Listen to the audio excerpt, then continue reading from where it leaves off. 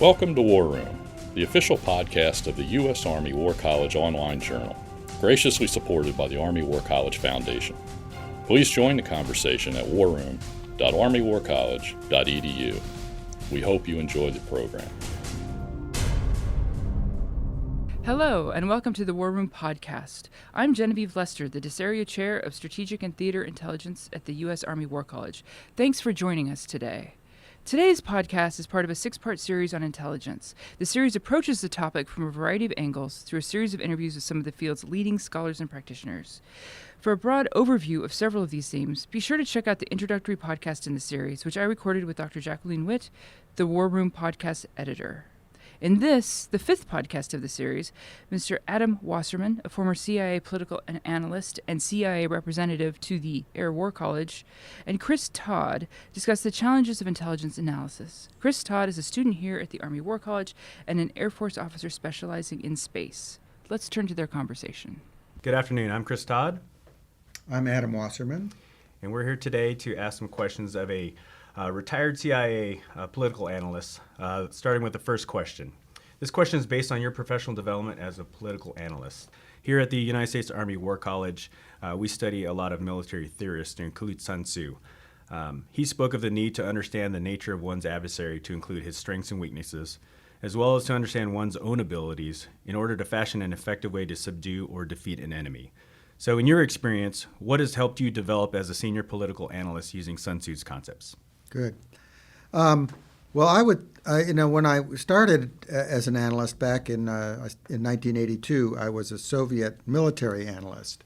And I think in our group at that time, not only was there training just for any new analyst, in writing and briefing and other ways to do our core business, but there was a fairly well-developed program for military analysts in particular. And this included, in-house programs.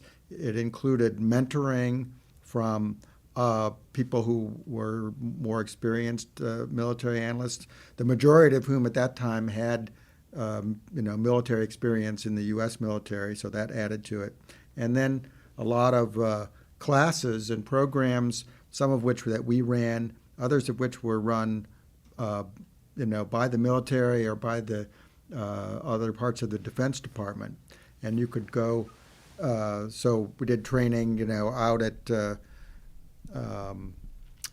Los Alamos and Vandenberg, and, some of these were just regular military training programs. So, but it was pretty well developed and coherent, and it had been done over a long period of time.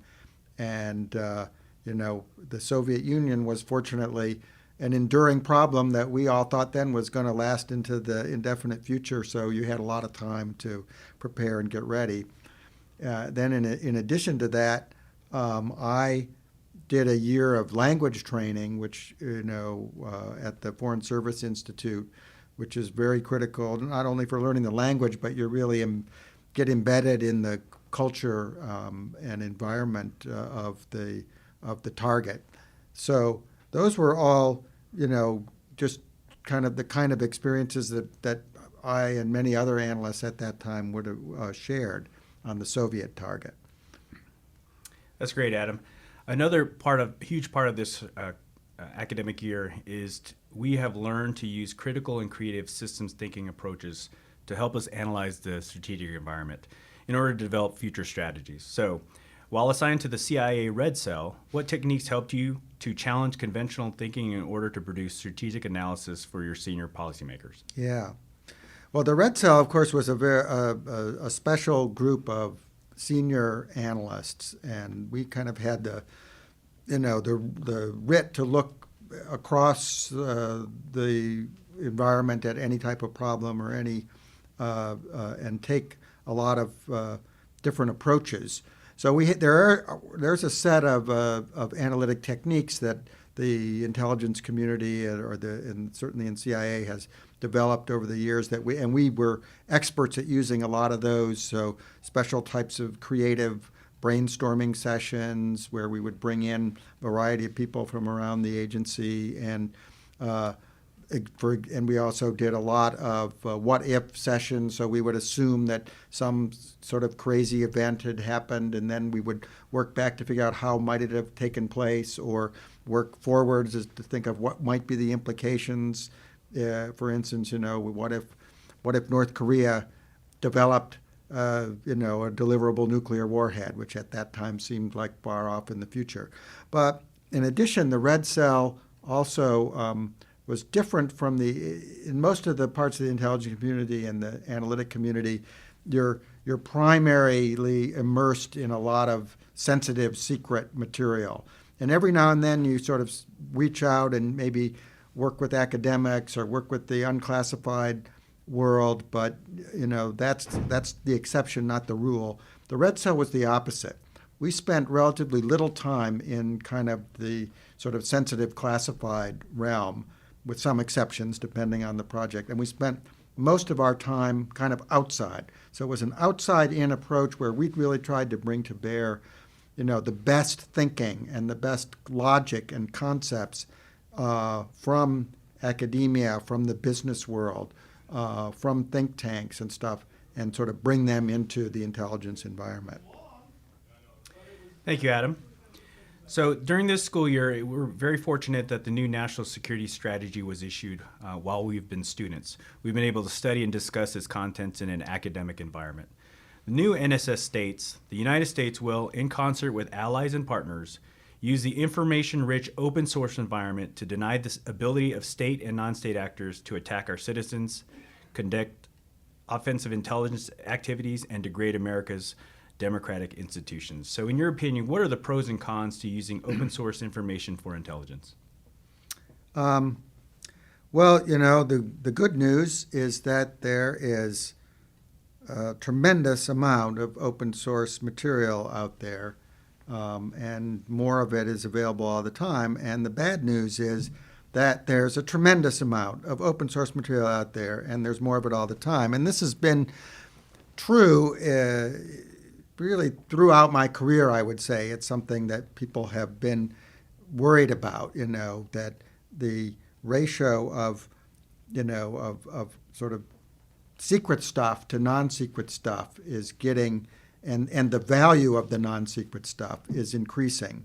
And how do we take an institution and a set of systems which is, designed to collect sensitive material and incorporate everything else that's out there, whether it's in journalism, whether it's in social media, whether it's in academic literature, and so on and so forth. And I would argue that this is it's a challenge that it's not a solvable problem. It's going to be a perennial challenge for us and for everybody who wants to analyze and do analysis, whether they're in the intelligence community or outside of it. So I think a lot of events, but I'll say the Arab Spring was a real wake-up call for me and for our organization in the need to get ahead of the curve in understanding social media and understanding information that's circulating, maybe not entirely publicly, but outside of government and intelligence channels, in order to be able to predict, or at least to get our arms around the range of possible future developments. So very important to do. There are a lot of, we're putting a lot of time, effort, and money into developing sophisticated programs and techniques and, automated systems to try and deal with this flood. The problem is digesting it into a form that analysts and users really can understand and make sense of. And I think we're making progress, but whether we're staying ahead of the curve as the flood of information increases is, I think, an open question. Thank you, Adam.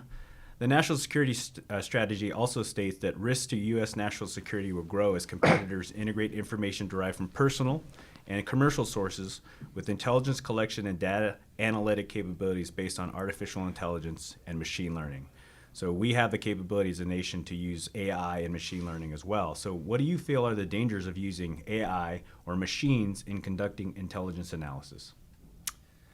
Well, and I think this is connected obviously with the previous question too. In some sense, we are required because of the information environment to make use of these techniques, and if we don't, we will drown in the amount of information, and we won't be able to see patterns and variables and other things that are hidden in these large bodies. But I think partly it may be because I'm from a previous generation, but I think there are risks in you become dependent upon complex systems which are really in the hands of a small number of specialists, and your confidence that the algorithms or sort of search methodology or other thing that go into them are really accurate may not be terribly high, or on the other hand, you may be overly trusting and discover only well after the fact that whatever is sort of embedded in the code or in the system is not really tracking with reality. And the other thing is, I think there's a issue, same thing in terms of the customers for this, or the people, when you feed this into an intelligence product and you say, how did you come to that conclusion, Adam, about that there's going to be a revolution in country X or instability or whatever, and say, well, our AI program told us that. Are you going to convince people in the policy world and others who are usually people who have a lot of confidence in their own gut and their own intuition and their own sort of personal relations with high-level contacts and peers? How are you going to convince them that that's for real? And I think there's going to be a lot of back and forth, and a lot of we will have to work through miscommunication before we get to a comfortable place, if we ever do. Fantastic. So upon graduation, one mission-specific role we may have to fulfill is one of a strategic advisor and communicator. So as a senior political analyst, you regularly briefed senior officials, including the president and congressional leaders. So what are some ways that you use to enhance your advisor communicator abilities? Well, in addition, of course, to there is a fair amount of formal training that we have in briefing skills. In particular, I taught at the Kent School, which is our analytic training center, and we had programs, from basic to intermediate to sort of advanced. So those are very valuable tools, and you get a lot of practice. So you get recorded. You get chances to do a range of different types of briefings and oral communication. So that's one thing, and I think we you can't do too much of that. Secondly, I think when you're operating, especially at a senior level, when you're briefing for something at the White House, for instance, you're going to have chances, and you should, if you don't get them, you should insist on them, chances to pre-brief to your peers and also maybe to your superiors. You should have a murder board. You should have people, you may well want to have people try to role play if you look, particular customers, especially if it's a potentially difficult customer or you're delivering a difficult message. And you should not, when possible, not sort of go in cold without some kind of practice session of that sort. And then you got to talk to the people who've been there before. We have, fortunately, in our own organization, professional briefers, people on the PDB staff, and senior managers who've almost always interacted. If you have somebody you haven't interacted with before, they have, and you should talk to them and get whatever they have to tell you about that particular audience, what kind of questions they like. Do they like a lot of detail? Do they like, to cut to the chase? Do they like lots of graphics that they can look at? Do they, et cetera, et cetera? All those things, when you're operating at a high level, are stuff that can make the difference between doing an okay briefing. You can do an okay briefing just by being smart and knowing your stuff, but the difference between that and one that really works and that, where they invite you to come back requires you to do this prep work. Thanks, Adam. One last question. Another focus area during this year has been developing our interpersonal competencies of strategic leadership. Those include consensus building, negotiation, and communication in a joint and interagency environment. So how did you learn to overcome any interpersonal barriers in the interagency that may have existed?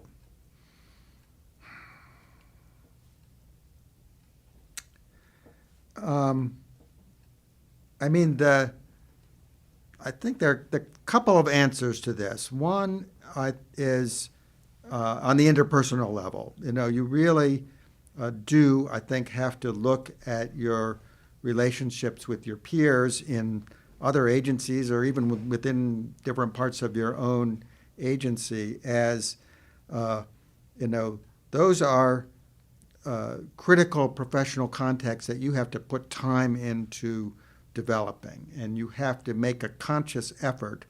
I think one of the things I learned over time was, I didn't do well at the beginning of my career. I assumed that those things were just kind of automatic, that, in the course of business, you have to coordinate something or you have to get information from somebody, and you just would pick up the phone and, they would give it to you because, I'm calling, I'm from the CIA. But you have to, a better approach is to think, especially if you're starting off in a new position or a new part of your organization, sort of map out very concretely who your major contacts are. Again, draw on the experience that, it's almost like some of the same skills you use for sort of interacting or briefing with policymakers. You have to interact with people, your interagency counterparts as well. And if you can, try also to make your initial contact not be hair on fire, I need you to do X. Have it be something where you're offering something to them and reaching out ahead of time saying, hey, we haven't met before, but, I came to this job, here's some information, might be useful to you. And then so you start with, you're getting off on the right foot. So then when you do call, you're interacting later, and you don't have time to be maybe as polite or as, forthcoming as you might like, they're gonna cut you some slack. And the other thing is, I think there's always a certain amount of arrogance within our organization, but everyone that we're the ones who are really who know, and you are there to kind of help us out. You have to overcome that and realize that the people at NGA or DIA or wherever else are just as good as you are in their field, just as professional, just as dedicated to the mission. And you're all on a level. It's not you sort of dictating to them. So thank you, Adam. I know I personally learned a lot from you. Your thoughts were very insightful. I appreciate your time. And that concludes our program. Thank you for listening. The views expressed in this podcast reflect those of the speakers and do not necessarily reflect the views, policies, or positions of the U.S. Army or the Department of Defense. Let us know what you think. Provide us your feedback, comments, or suggestions through our webpage at warroom.armywarcollege.edu, and have a great day.